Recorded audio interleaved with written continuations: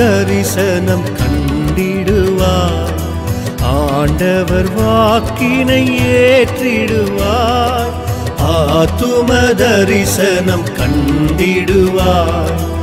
ஆண்டவர் வாக்கினை ஏற்றிடுவாய். விரைந்து சென்று சேவை செய்வாய். விளைவின் பலனை அறுத்திடுவாய். ஈட் அண்ட் டேஸ்ட் டெய்லி என்ற அனுதின தியான வேளைக்கு கர்த்தருடைய நாமத்திலே பட்சமாய் உங்களை வாழ்த்தி வரவேற்கிறேன். கர்த்தருடைய கிருபையும் சமாதானமும் உங்களிலே பெருகுவதாக. கிறிஸ்து இயேசு உயிர்த்தெழுந்த பின்பதாக அவர் சொன்ன காரியம் என்ன? பிதா என்னை அனுப்பினது போல நானும் உங்களை அனுப்புகிறேன். இதை யோவான் சுவிசேஷம் 20ஆம் அதிகாரம் 21ஆம் வசனத்திலே கவனிக்கிறோம். நியூ இன்டர்நேஷனல் வெர்ஷன் என்ற ஆங்கில மொழிபெயர்ப்பிலே as the father has sent me so I am sending you. இது இயேசுவின் சுவிசேஷ வாக்கியம். This is a statement on missional.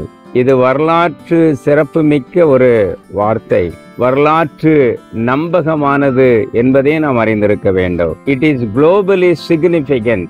உலக அளவிலே இது மிக முக்கியமானது. இங்கே நாம் அறிந்து கொள்வது என்ன? Demonstrate God's love.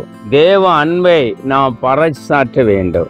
Disclosure of God's glory. தேவ மகிமையை நாம் வெளிப்படுத்த வேண்டும்.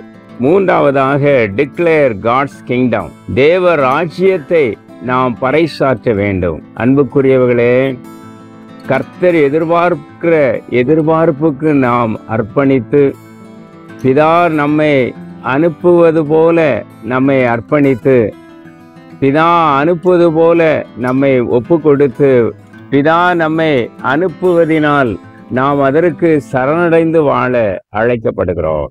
ஜோனத்தான் எட்வர்ட்ஸ் என்பவர் 1703ஆம் ஆண்டிலிருந்து 1758ஆம் ஆண்டு வரை வாழ்ந்தவர். அவர் ஒரு எழுப்புதல் பிரசங்கியார். அவர் ஒரு தத்துவ ஞானி எனுமாக இறையலார். அவர் என்ன சொல்லுகிறார்? The seeking of the kingdom of God is the most cheap business of Christian life. தேவனுடைய ராஜ்யத்தை தேடுவது கிறிஸ்தவ வாழ்வின் மிக முக்கியமான பணி என்று சொல்கிறார்.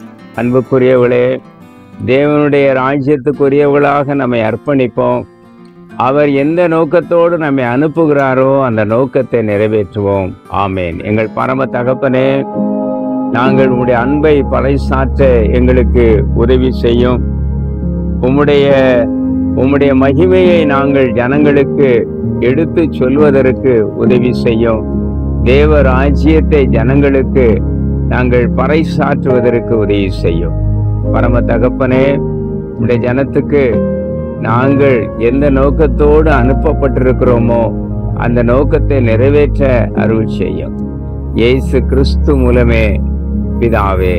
ஆமேன், ஆமேன்.